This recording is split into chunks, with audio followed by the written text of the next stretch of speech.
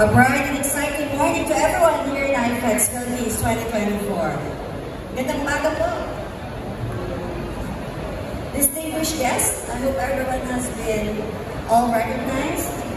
To our exhibitors, our dynamic entrepreneurs, our partners in government, national and local, diplomatic corps, my family in SITEM and DTI, ladies and gentlemen, honored to welcome you all to another memorable affair as organized by our lead export promotions arm, the Center for International Trade Expositions and Missions, SITEM.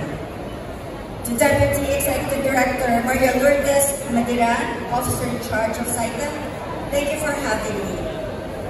The Secretary, our dear Secretary, Fred Pascual, would have wanted to be here too with you, but unfortunately he's been tasked to a mission.